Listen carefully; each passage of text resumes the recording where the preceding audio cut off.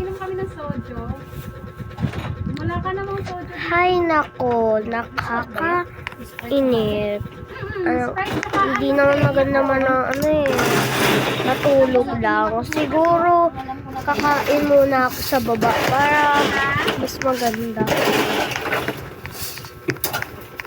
Sasakya si mama tsaka si papa tsaka si sis. Siguro gumala na naman yun. Ano kaya masarap pa ba't ayaw na yun? Waffle, ice cream, pizza, milk. Ano ba yan? Hindi naman ako mabubusog dyan. Ay, wag na. Saan ba yung cellphone ko? Mag-order na lang pala ako. Ano ba yun? Alam ko dito lang yun. Okay, ito pala nahanap ko na. So, siguro tatawagin ko muna dito yung pizza delivery guy. Okay, hello po. Hello ma'am, welcome to Pizza Hut. Pwede po ba akong pa-order ng pepperoni pizza please? Okay, it's gonna be 5 minutes. Sige po. Magkano po ba yan? 150 lang, uy. 150 lang. Sige po, pabila po.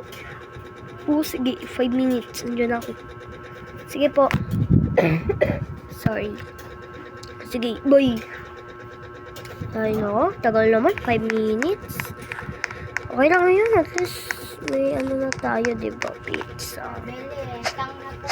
Hintayin na lang natin yun ng 5 minutes kasi para diba?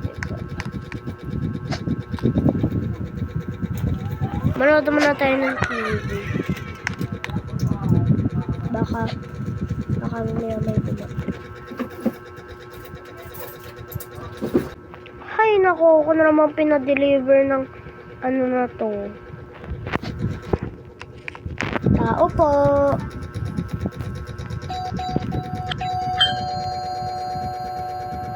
Baka yan na yung delivery guy. Hello. Sino ka po? Ako yung magdi-deliver. Ano yun? Yung pizza ko po. Ito. Thank you po. Bye. Bye. Ayun ako, nakaalis na rin doon sa aking great job.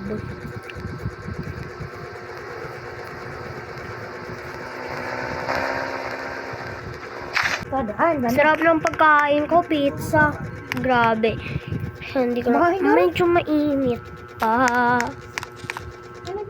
Kaya pag okay. Kakain muna ako. Siyempre, nagugutom na ako. Ano pa ba? Hindi ako kakain. Ay, nako.